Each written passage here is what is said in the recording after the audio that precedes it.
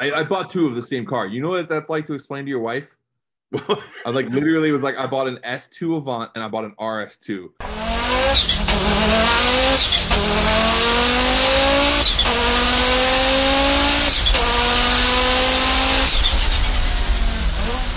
Brian Scotto, and now we're in. Good to see you, man.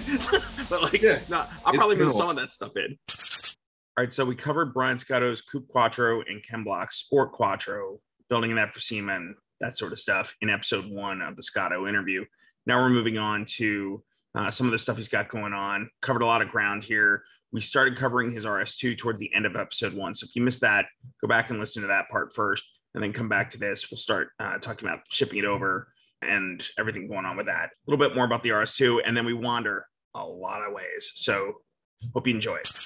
And then came back on the same ship. 5 days, and that's what I came home with. And they came back on the same ship. They came home on the same ship, yeah. Fortunately, not the Felicity Ace. Yeah, definitely not the Felicity Ace. Trust me, that the funny thing is because our cars came back on a Volkswagen ship. Yeah, via Jamie. So like, yeah, through Jamie. So like, it could have very well have been the Felicity Ace. So like, when I saw that, it wasn't funny to me. Did you? Dude. So I bought during the pandemic. I bought a C1 Coupe S, like the V8 Quattro swap car, and that car when it got back. So I went back and checked. It came over on the Goodwood. I was curious, but I did screen captures because I was watching it come the whole way across. I got some app where you can track the boat. But when we got it, there's some cool stuff to it, but it needs some work. It's a bit of a Frankenstein. We pulled the rear seat out, and the battery had been mounted underneath the seat, and he hadn't had a cover on top of the terminals, and then the steel kind of crisscross pieces on the bottom of the rear bench seat, like it was the foam was and the foam was kind of charred and burnt, and I was like, and then I saw that fire. I'm like, oh my god, what would have happened to me if my car would have burnt down? It's so funny you say that, because I thought to myself, man, if that would have happened on our like trip over, the good chance would either be my S2 or Ron's Lancia that would have caused that fire. Yeah. Did I feel bad? I think Farah's car is on that, isn't it? I heard that. Yeah, I guess Farah was going to get like a GT3 or something. Spider. Yeah, 718. Oh, Spider. Yeah. That was unfortunate, but yeah, they're basically identical, other than the things that make an RS2 an RS2. But so the wheels you got to do on this car that I would suggest, if you're asking, I don't know if you're asking. I like dials. I don't like dials on those cars because I feel like they're period incorrect. So I'm going to tell you a different period incorrect wheel, which is the 959 wheels they did. So like the 959 wheels, what the Cup 1 sort of design evolves from. Right. So it's largely just like 959 is like a beefier Cup 1 with like a center lock. Right. And I think Rotiforms has like a cap on it. I don't think it's a center lock. Yeah. I know what you're saying. Yeah. I photoshopped it. I'll send it to you. Nice. It's not black, but you'll get the idea. Yeah. I'll figure it out. Like I said, I also really like how the stock cups work. So we'll see. I have been a big fan of phone dials since I was a kid. And I had a set of phone dials for my Mark 1. Where my wife's got phone dials on her 944. It's just a cool wheel. So I'll sort that one out and play around. But this car, probably the only thing I'll change is wheels. So I'll probably change them quite a bit. So I mean, now with our relationship with Wheel Pros, I've kind of got the opportunity to run a bunch of different rotiforms on my car. So, and Kinesis as well. So there's a lot of cool stuff with that. But yeah, the other car I'm going to build into a somewhat kind of fun dad mobile. Not that the RS2 isn't a fun dad mobile, but I want like a good sleeper, like 600 horsepower kind of S2. And then I'll probably keep that for like a year or so, and then at some point I got to start selling some of these cars. Or if you just had a warehouse, which the space runs out pretty quickly. Does it? Yeah. All right. So I know we're running out of time. A couple questions I'm going to ask you. The Audi deal. Yep. I think it's fantastic that you guys are tied in now. It's one of the reasons why I was getting cold feet about my Quattro, and then you guys take your cars to see them, and everybody's like, "Oh, Quattros are great." I was like, "Yeah, Ryan, I don't think I wanted Sell it now, we had this whole joke. We had this whole joke that I'm just manipulating the marketplace. Right. Like I've been buying, like I knew this deal was coming for like 2 years now. So I've just been buying up as many old Audis as I can. And then everyone's like, no one likes D11s. And then you should have bought our Quattros. D11. Everybody wants a D11 now. So. Well, I'll tell you, seeing Ken flogging that thing around the track was. So I don't think Ken said this on camera, but Ken said that was way more fun than driving the S1. Was it? Yeah, and I think a lot of it had to do with that the car was just more balanced to slide on asphalt. Where, like, look, we all know that the S1 was a fantastic machine in the dirt, but to be quite frank, like, you know, they got beat in, you know, the places they did get beat was in tarmac. It just didn't rotate. But I mean, you can see, like, in this one, like, he's letting it slide out a little bit here. Like, he really, really loved this car. And the funny thing was, you know, you have to understand Ken's knowledge of Audi, you know, going into this deal was almost 100% around the stuff that they did in rally, right? Like that's what he knows, right? Yeah. So F1, Pikes Peak, all of that. And then he knew like the crazy DTM era. But like this was sort of that weird in between, right? This is their first DTM car that they ever ran, their first V8 car. And like this is more of a like car that like you and I geek over. It's like a stock body car. It doesn't have like the GTO or the Trans Am kind of body kit, which is like what Ken was more interested in, is the wild look. So I was the one who set up the cars for him to drive. So did he? Okay, we're gonna do S1E2. We're gonna do the RSO2. We're gonna do and then we're gonna do the V8 DTM D11. And you know, I lined them all up, and like, you know, he was obviously stoked about driving the prototype, and he came there to drive the S1E2, and then the last thing he had to drive was the V8. He was kind of like, oh, all right, like not that he didn't want to drive it, but like he felt like his day was over. He felt like, oh, like we're saving this for last. Like I already drove those other two cars, and he got in that thing and he just loved it. I mean, it revs to 11 grand. Does like it really? Yeah, it's a monster of a V8, and it sounds amazing. And even though it's this massive body, it's just really, really, really like fun to drive. He said he walked away being like, I need one of those. You think some of that might have been contact patch? Like it's not overtired.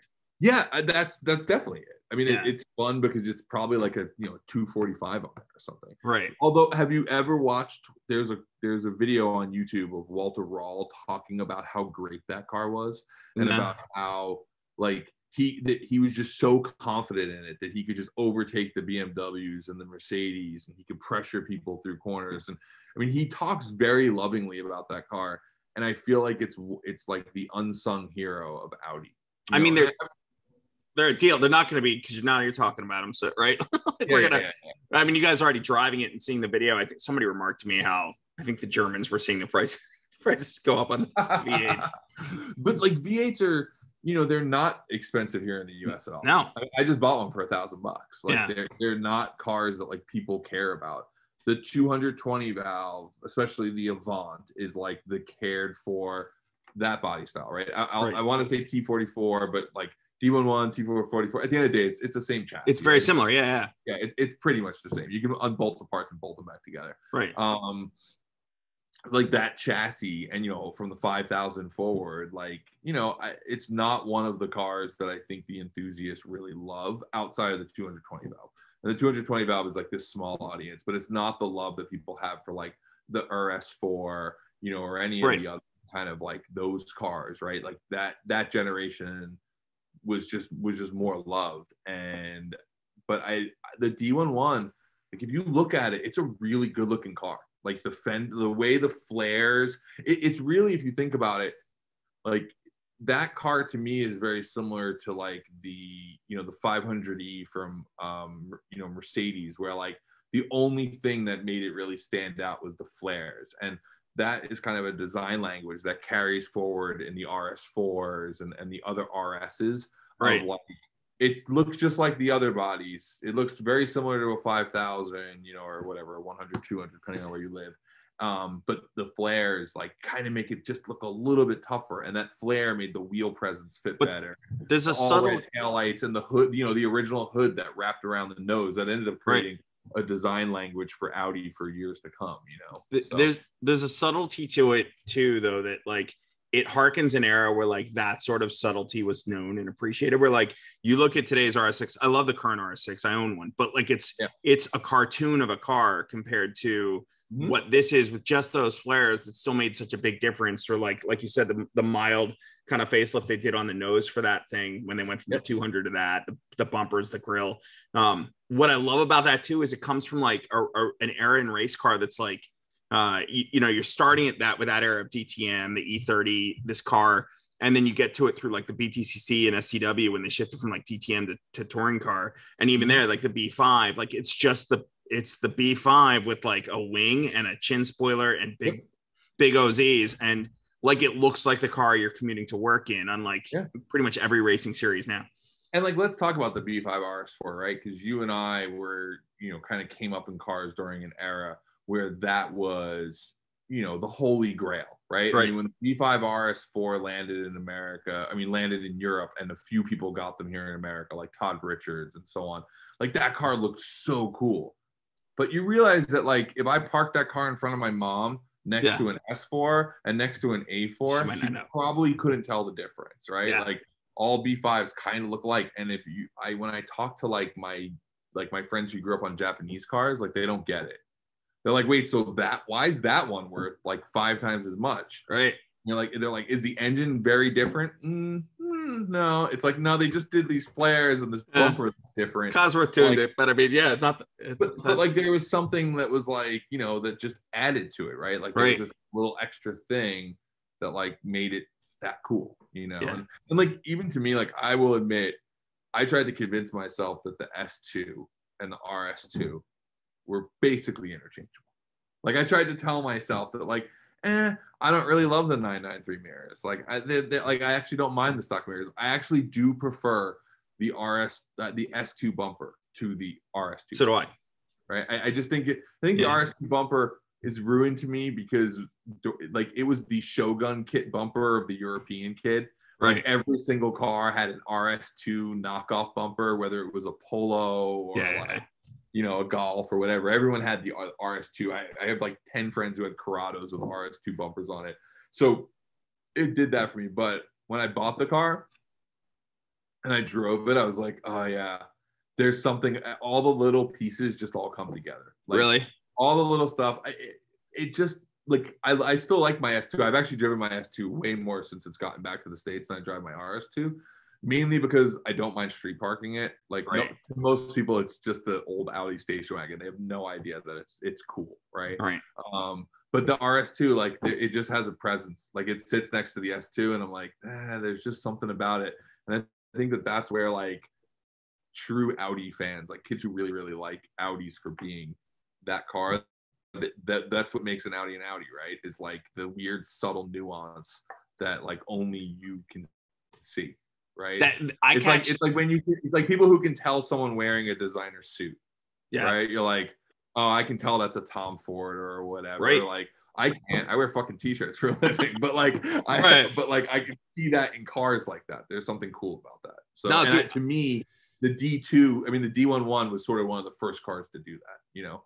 Yeah. But meanwhile, the D2, if you think about it, like it's not really that much different than the S8 and the A8. Like it's got the mirrors and like a different grill, but otherwise it's like, and it's got, you know, obviously the Avis wheels, but like other than that, it's not very different. Like it's just like, all right, that's cool, you know, like, but it doesn't really stand out. Where like that car really kind of like looked like a cooler class of car, because all they were doing was just updating a body style that had been around since like 79 or something. I forget. Yeah, something like that. I think early 80s. They rolled out the original 5000. So right. Yeah. Stuff I like. Meanwhile, this is coming from the guy who put like over fenders that are like 8 inches. Well, that's what I was gonna say. I gotta say, one of the things I love are like the mods that like nobody notices but the geeks, right? Like if I can do stuff that like, you know, you take it to like Waterfest and 3/4 of the people don't notice, like that to me is the perfect, like it's the perfect mod, right? That's gonna be my 200 Avant. Because you're gonna look at it and you're gonna go, yeah, cool. And I'm gonna be like, dude, I had to cut the fenders off, the quarters off to make it look like a V8. But in the end, no one's gonna get it. Did you see a few Audi guys who get it? You saw the Ursula PX V8 Avant there at the? It's probably at the museum. If not, it's in the warehouse. Yeah. That's pretty rad. It's very cool. So you don't let Kaiser do like a Trans Am Avant or anything for you? Did you see what he built for the S2 Avant? I did. The DTM car, it's wild. But I sent him the photo. There's an Audi 90 B4 that they had built into a touring car that never got raced, and it's sitting at Tradition. And it's one of my favorite body kits I've ever seen. Yeah. So I took photos of that and I sent him that. And I said, what would this look like on a station wagon? What would it look like on an Avant? Yeah. That's what it became. I mean, he obviously added a lot of Kaiser to it. So it's like crazier than that. And he's like, dude, we should do this. And I was like, oh man, it's just like one. It gave me project car anxiety. Right. Well, that was, I think that thing was a DTM proposal, but like the great thing about that is it's like subtle. It's in the grand scheme of what B3, B4 race cars, that DTM proposal is quite a bit more subtle than say a GTO, right? Like you could do like the 90 GTO Avant, but that would be, I mean, speaking of cartoonish, that would make part of it is that the wheel arches come back around at the bottom of the wheel. Oh, right. Yeah. Like instead of just cutting like a U, like they come in, and there's just something really cool about that. So yeah, it's a cool project that he's been trying to be like, dude, we got to build this. I'm like, I haven't even finished my other Audis. Like, I have a long list of cars to get running. I can go longer, man. I got a ton. I'm supposed to talk to Jamie Orr, and he's texting me, so I'm just gonna send him this photo and be like, "Sorry, doing a podcast." Would have sent him an invite. He can join in. Jamie's a friend. You know who's gonna be mad? Who I didn't invite to join the podcast. We're inviting people is gonna be Whipple. Whipple and I just talk shit. All we do is troll each other. We actually like each other, but what you wouldn't know on the internet. But Jason's a good. I knew him when he was at like what was the place that moved to West Virginia? Because he's from Virginia. Yeah. Yeah, no. He was from the East Coast, but then he was working up at Sonoma for Stasis. Right. Yeah. And then they launched Rotiform and took over the world. Yeah. No, those guys have done a really cool thing. I mean, Rotiform was one of like the first wheel brands. I mean, like, those guys, and like, then after like 5.2, like who like kind of grew out of like the VW Vortex. I mean, if you think about it, like, it's a brand that grew out of like the message forums and the culture and all of that. It's kind of cool to see that. And it's really interesting to me how many people in the industry have come from like the Volkswagen scene, and specifically Vortex. Yeah. Like there's a lot of people who now work outside of Volkswagens and Audis and all of that. I mean, I did for years, and I kind of came back to my roots to be playing with Audis and Volkswagens, but I obviously did a ton of stuff outside of that space, including things like donks. But it's crazy how many people I'm like, I talk to them like, oh, you were blah blah blah on Vortex. Like it's just funny what a community that created of people who went on to not only work in the industry but be creators in the industry and stuff like that. It's when the web was still a small space, right? Like it was kind of intimate. But yeah, I mean Jamie Orr, not a surprise because he's Mr. Volkswagen, but like Pumphrey, I think, was a regular on there. I know like there are people who are writers that like bring a trailer and like the list goes on. A ton of people. Yeah. It's one of those like we'll have to at some point do like a VW Vortex reunion, and you can like you wear your like hello my name is, and you get to like my username is on, and then how many usernames you had banned, so I think you had sent me a few messages where you were like, I'm gonna have to ban you if you do this again. I tried to do my best. I'll be honest, I was like the one guy on that side who tried to stay away from the certain parts of the forum, or like moderating the forum as much as I could. Right. Because it was no fun. And like that was, I mean, do you know Anthony Garbus? He was like, he started like 16 years old was I think the first time I met him. And like, yeah, now he's at Audi product planner.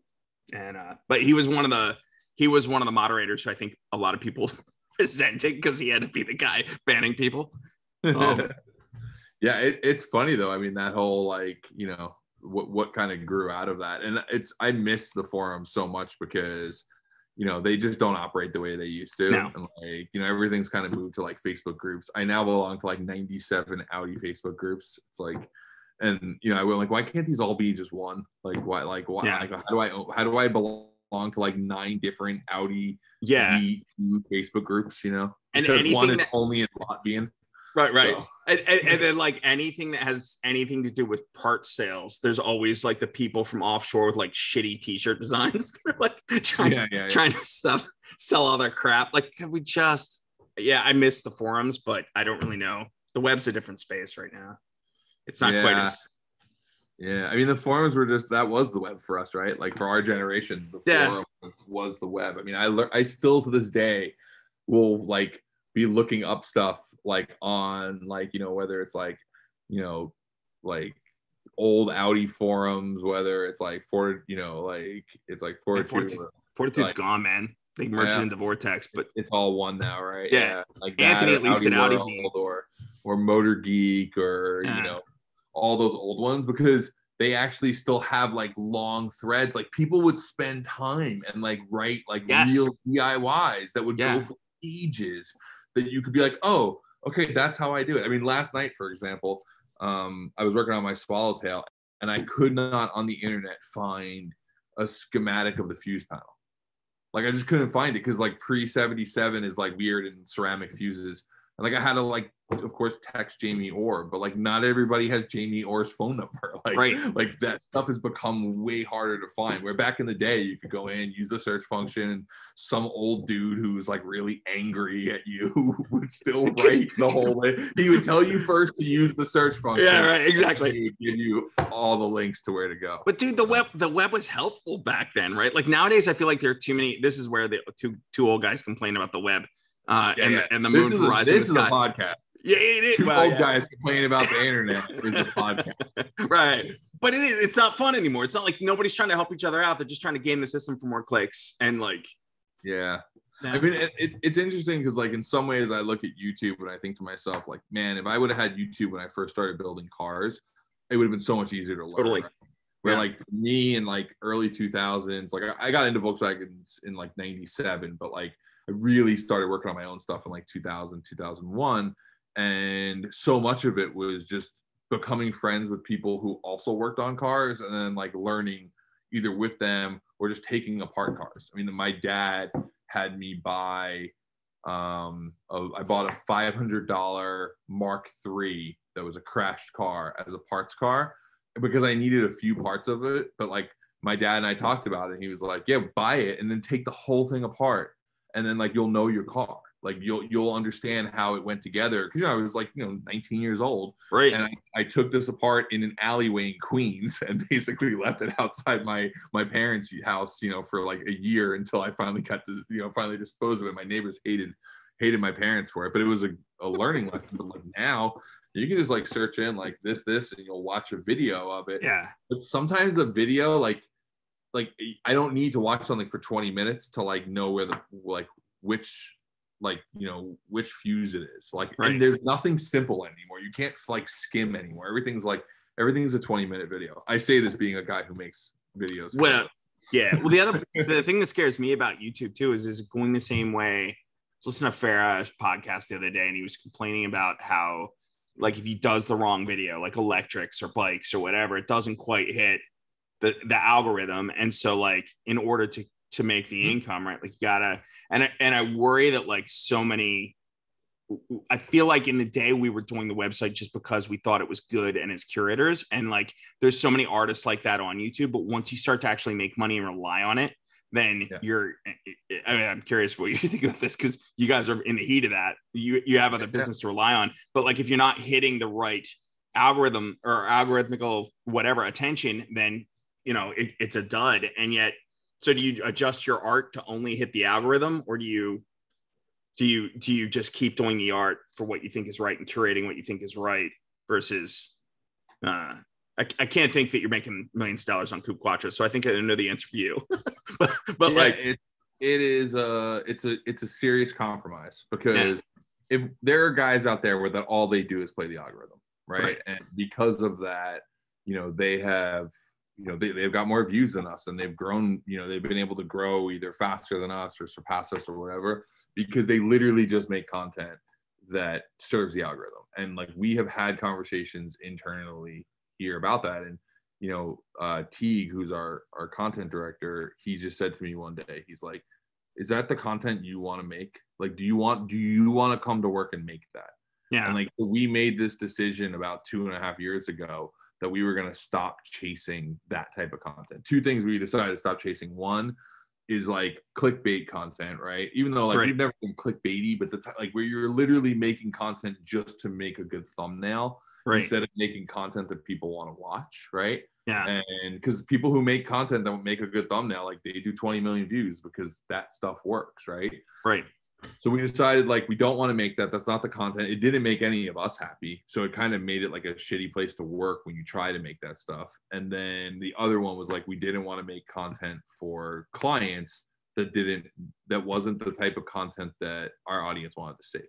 Because like we definitely went down that dark rabbit hole where you're like, like, well, we're getting paid for this, and we're gonna try to make it work, and it's like, yeah, you just it's not what you want to make. So it's like finding that compromise of like, this is a show we like making, and our clients like it and are willing to advertise in it, and it also checks the box, means that you live in, if you can figure that rhythm out and it works, then like that becomes a show. So for us, This Versus That has become that show. It's a very simple drag race show.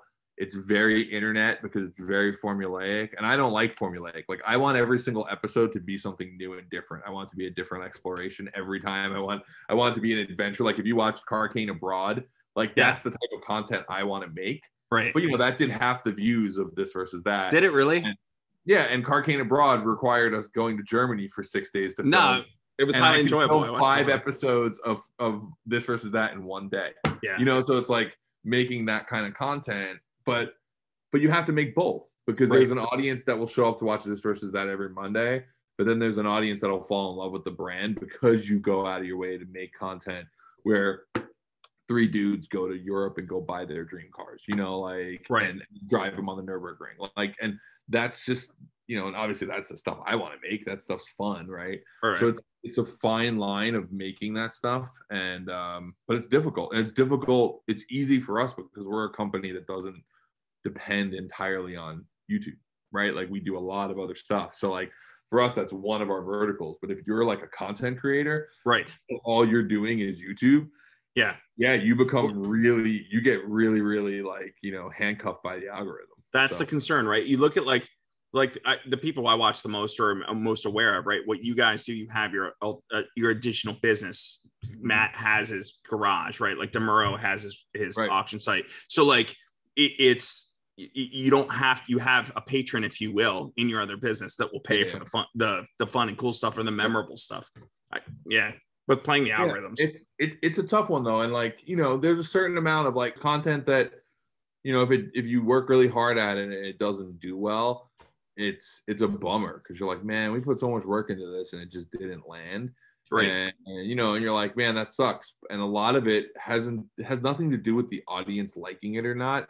It has to do with the algorithm, right? I mean, there's times where we make content that doesn't do as well, but the engagement and the sentiment is 3x the stuff that does well, and so, you got to kind of have that fine line. So for us, it's like, This Versus That, we still really enjoy making that show. I think if we ever stop enjoying it, we'll stop making it.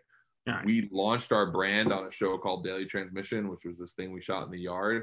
And we really all stopped enjoying making it. And everyone's like, oh, like, why you gotta bring that show back? And it just didn't, like, after we had made the 200th episode of it, it felt like we were acting. Like no one really wanted to show up and do it anymore. And we just had this conversation as a group, which was like, we're kind of static. We're doing the same thing. And it's difficult because your audience will always tell you that they want to hear the first album again and again and again. Play Freebird again. Yeah, I mean, that's just what they're going to want. But like at a certain point, like you get frustrated. You don't want to make that anymore. And if you look at the Steve Jobs mentality, I read this once about Apple. He was like, don't make what the customer asks for, make what you think the customer needs. And this was when, do you remember when like the little laptop computers were really big. They weren't called netbooks. Remember when netbooks were big? Right. And everyone's like, Apple is going to make a netbook. And I needed a netbook. And I was an Apple consumer because I worked in magazines. I was like, man, I need a netbook. I can't wait for Apple to release a netbook. And then they released this thing called the iPad. Yeah. And revolutionized the concept of tablets and everything.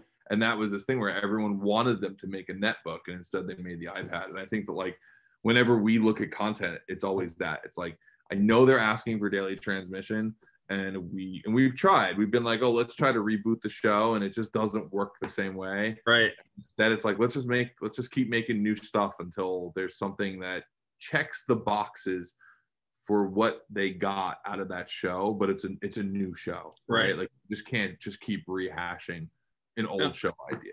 More power to you, man. Because I think that's where things either get stale or, I mean, you need, from a business standpoint, you need something that pays the bills, right? Mm-hmm. So whether that's Gymkhana, whether that's, you know, the apparel, or whether that's this versus that, you have it, but you're not married. You haven't married yourself to the same formulaic thing that just pushes the numbers. And I think that's where, I mean, this could be a whole more macro media discussion, right? But like you watch all the shit that's going on with like network news and everything else, it almost seems like all they do is like chase the more ridiculous stuff to raise eyebrows, to get the ratings, to hit the.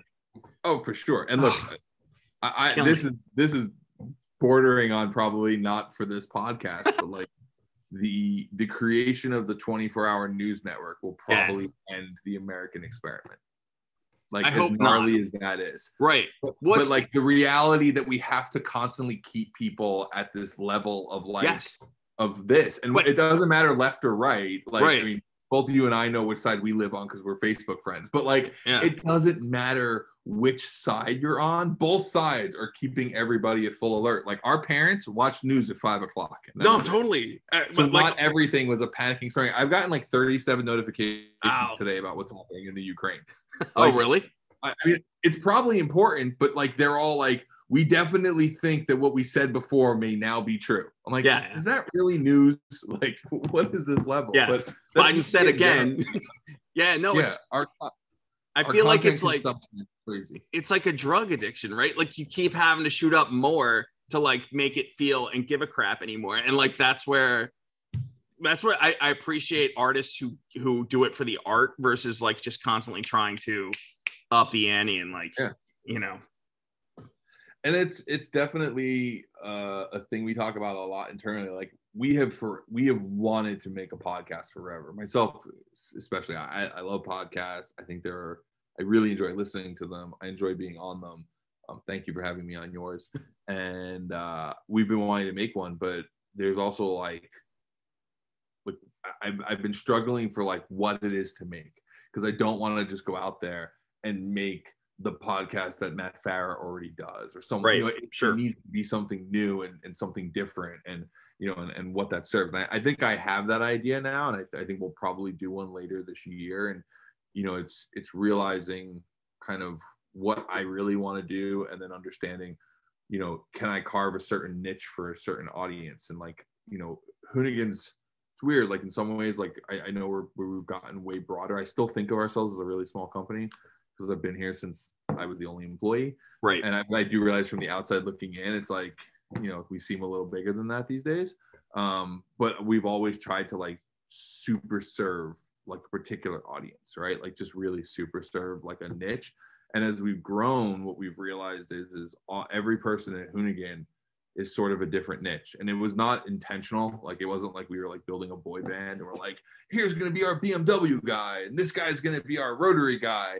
It just, I like all cars, right? So like, you know, yes, 11 of my 23 cars happen to be Audis, throwing a few Volkswagens. I own a lot of Volkswagen Audi. You've got the RWB, you've got the Nova, like. But like I also have a Nova. I've got old Ford trucks. Like, you know, I'm gonna buy something JDM if I can find something I fit in. You know, there's a lot of other stuff that like I really enjoy, and I just enjoy cars as culture. I like old hot rods and pre-war stuff, and like weird stuff. And because of that, I find myself attracted to a lot of different people in the automotive industry. And because of that, I hired a lot of random people, right? Guys who like muscle cars, guys like this.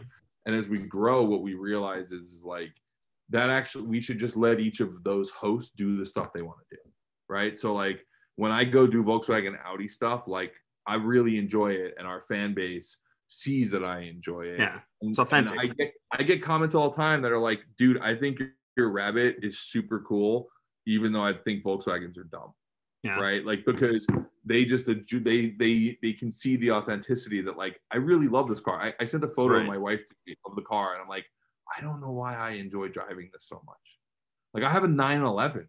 Yeah. Like, but like I love my Rabbit. Like I you know, and it's like why it's like some weird nostalgia thing of whatever it is. But whatever it is works, and that's what we're starting to realize is like each person here kind of has their own role and the things they like, and the more you let those people be that and give them a world where they can make that type of content, the more it connects to a specific audience. And like maybe every video doesn't need to be 1 million views, right? Because you can really super serve an audience of 300,000 views who love Volkswagens and Audis.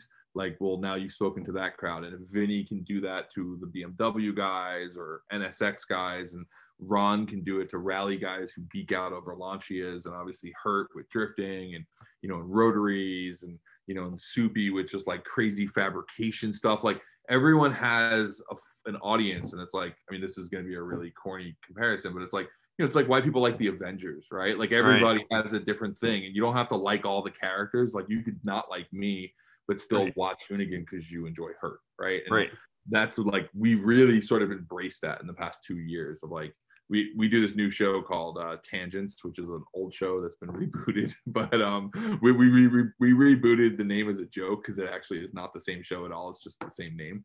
But the concept of it was to do an hour-long show where each employee gets like at least like 5 to 10 minutes of the show, because that way it becomes like this big smorgasbord of content. So like in the next episode of it, which will come out in like the first week of March, I'm gonna get my S8 back from paint, like lower it on wheels, and probably do my my 6-speed swap, and like that's it, and like that's my little piece, right? And that's my daily driver. Like we wouldn't normally do a big thing on that because it's not like a big build. It's just like this is the car I want to daily drive a 2002 S8 because the movie Ronin had a major effect on me as a car guy, and also eventually as a filmmaker. And like that's the story behind that car, right? So like, and that's it. It only takes about 5 minutes to tell that story, But and then Ron has something else, and and Hurt has something else, and like we're really kind of leaning more into that piece of it because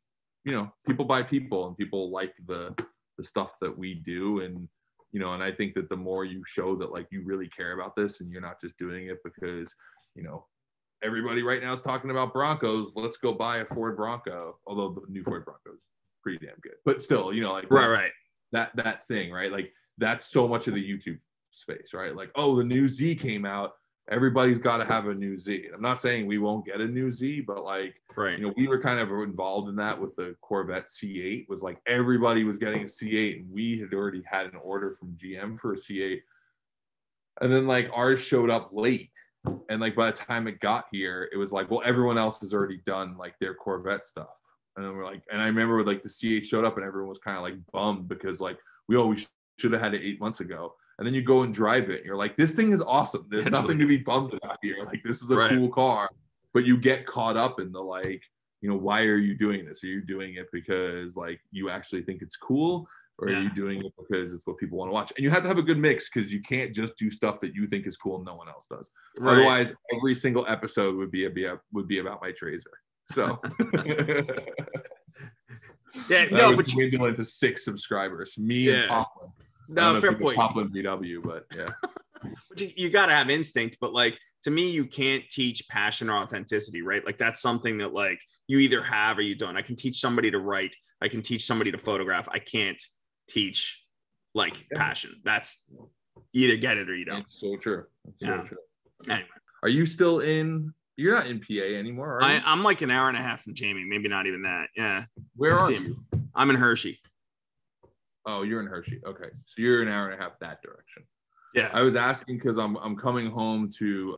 I got to go to go visit Subaru in Cherry Hill to talk Gymkhana stuff, and I bought a GTI. Actually, I got a GTI from a friend of mine that was like sitting at his shop for 10 years, and it was like a customer car, and the customer abandoned the car. He's like, if you want to deal with the lien sale on it, you can take it. Right. So it's cool.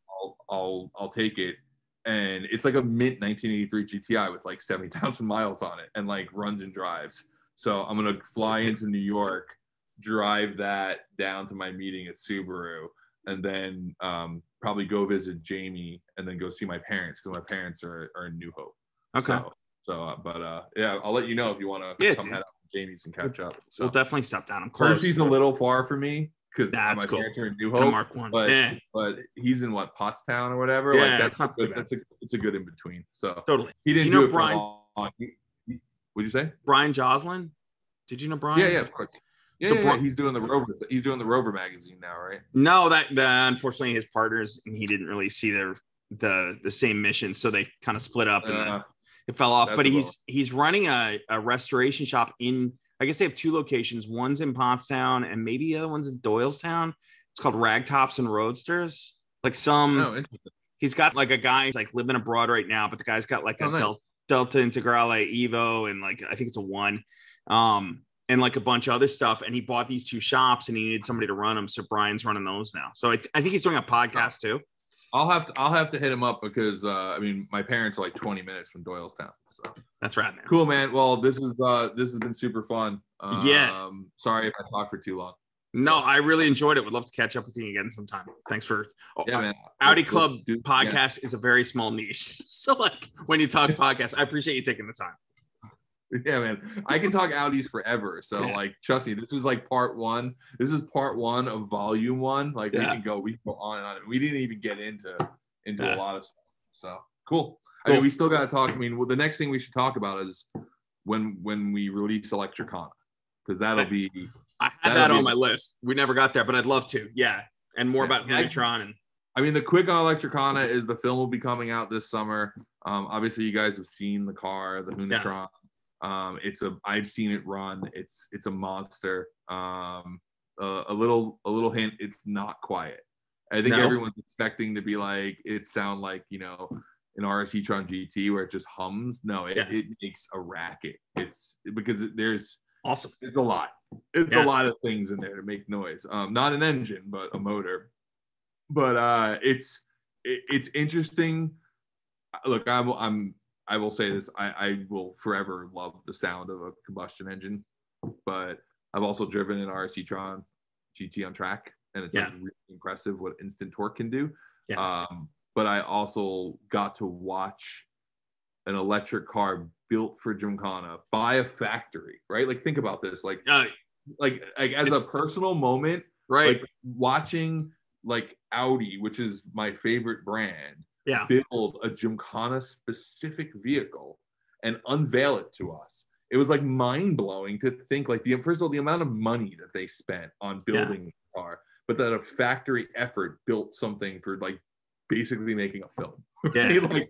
like that was the purpose around it, and realizing the things you can do with electric that you couldn't do with petrol is really, really, really interesting. And just watching the way that the car moves is different because of that instant torque, right? And because of how you can modulate power to wheels, like it can do things that we couldn't do in the cars previously. So that's all I'm going to give away. All right. But I'll come back on and we can talk about this once the film drops. Would love to. Really quick before you go on that, seeing you go through what most recently the design center with Hoonitron and Lichty's, talking all through that with you guys, or whether it's been with Audi Tradition running those cars, it's been a pleasure to watch, because it's got to be like, I know how mind blowing it is for you, and like it's mind blowing for me watching it. I've been a lot of this. I've not been in the design center, but like it's such a fantastic thing seeing you get that too. And if there's anybody who's more deserving of it, I don't know who that is. Like it's great to watch.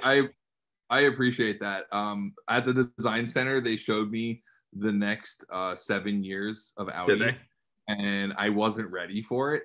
Like I didn't know. Like it was one of those. Like I'm the kind of person who like doesn't want to open all his presents on Christmas because I want to see it. Yeah. And, like, I got to see. I can't even say what I got to see. Right. But I got to see like the next like 4 generations of like actual full size clay model cars.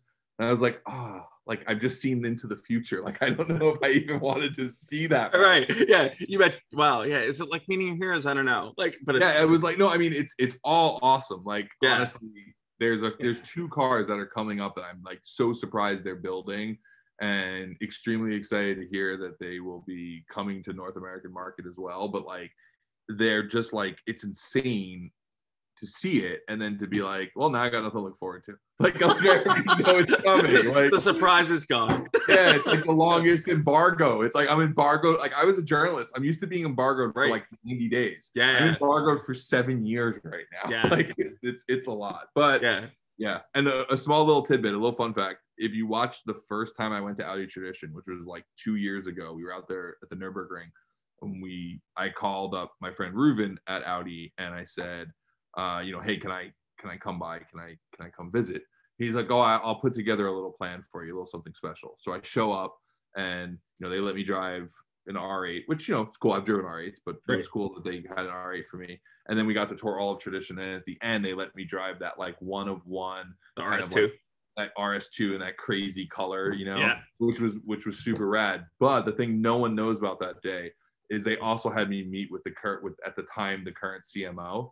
And that was where the conversation about Ken started. Oh, no joke. Sitting there just shooting the shit. We were just talking about Hoonigan.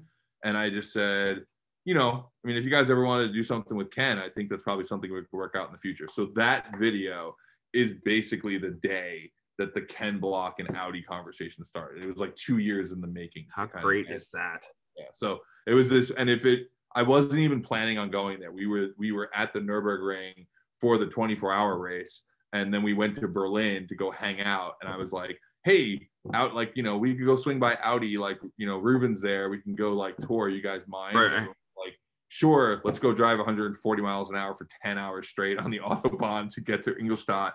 And if we never made that drive, I don't know, this conversation would be happening. It was just all things lined up at once and it worked out well. So, yeah. Well, thanks for doing it. Yeah, we all appreciate your time making that tying that. I'm working hard to bring up the value of old Audis for all of us. There you go. Guys who've been dealing with them in their garages forever. So, and the number one thing I'm working on for everyone listening, I am trying very hard to get Audi Tradition to be a thing in America, but it's a lot harder than I think anyone realizes. For like things way above all of our pay grades. So. Yeah, let's talk on that. If there's a way for us to hit it on the other side, I'm aware of some stuff out of America too. But yeah. They want to. Like Tradition wants to. It's figuring out how it all works, Yeah. And so it'll come. I mean, things like Porsche Classic, I think, are helping pave that way. So. All right, man. You gave me a lot of time. Right, thank you so much. Thank you. Take care. Bye.